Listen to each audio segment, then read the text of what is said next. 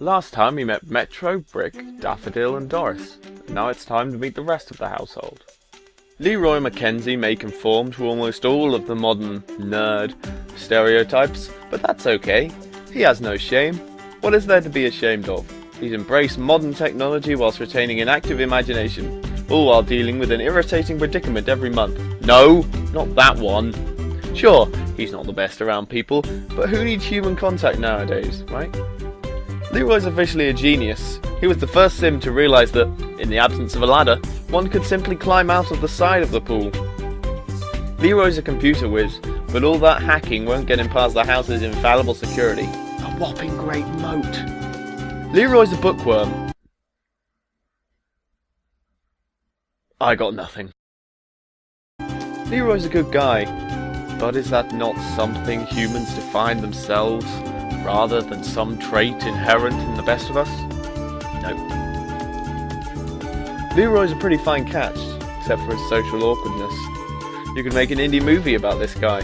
Michael Cera would probably play it. The ethics of the experiment are highly questionable. It will be interesting to see how one as morally upright as Leroy responds to the group's situation. A gentleman and a scholar, perhaps Leroy will finally find the respect and or love that he deserves. Life was hard for Amelia Cheng. Growing up, she was always that weird, shy girl that no one wanted to talk to. As a child, her only friends were the injured kittens at a self-run kitten sanctuary. When she became a teenager, life wasn't much better. Amelia's kind nature and hidden desire for human contact was easily exploitable. Teenage boys can be so mean. Amelia is socially awkward, like, super awkward. When she met the president, she accidentally called him Mum. Awkward! Amelia is a loner. Sometimes it's nice to feel secluded. Amelia is shy. Probably not the best environment for her then. Amelia is good of heart and true of mind. Amelia is a hopeless romantic. It's all rather tragic, really. It's almost like Amelia and Leroy were made for each other. As if. Can being in such close proximity to so many people help Amelia to come out of her shell? Or will her anxiety issues leave her wallowing in self-doubt and fear, alone and depressed? Let's hope not, because that would be really depressing. Within the darkest depths of an American suburb there lurks a strange creature. It shies from the light, has pale skin, and wears weird clothes with big shoulders and frills and stuff. Yes, Noir Nightshade is a vampire! Or at least, she wants to be. Noir dreams of sleeping on alabaster and standing in dark corners brooding. She wants to find some pouting young fool and carry him away to her sanctum and perform unspeakable things with him. Which mostly means kissing him whilst breathing heavily. Noir is a supernatural fan. Vampires are like, so hot.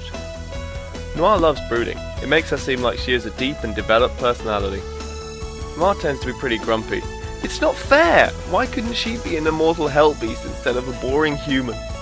Noir has no sense of humour. She probably can't laugh through all that makeup. Noir has commitment issues. She's just too dangerous to be around. What if she ripped our lover's head off or something? Could Noir's attempt at otherworldliness be too much for the group? Or will they manage to crack open that hard exterior and find a soft, gooey centre? Maybe she'll just annoy them all.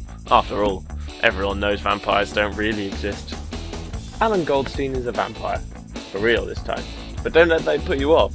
He's a nice guy and a Renaissance man. To be honest, he's a bit generic, aside from that whole living dead thing. But don't worry about that, I'm sure you'll hardly notice it. Alan's friendly. He's a good egg, that fella. Alan has a good sense of humour. See? Vampires aren't all cold and emotionless. Racist. Alan is handy with a wrench, if you know what I mean. Wait, no, that's not what I meant! Alan was born lucky. Sure, everything's easy when you have God on your side. Alan is a natural cook. Hopefully he can cook without setting the house on fire. I don't fancy the fire brigade's chances of getting past our whopping great moat. How will Noir react to meeting a real vampire? Will Alan's good nature put him in good stead with the group? Or will he just become that guy who cooks food and fixes stuff sometimes?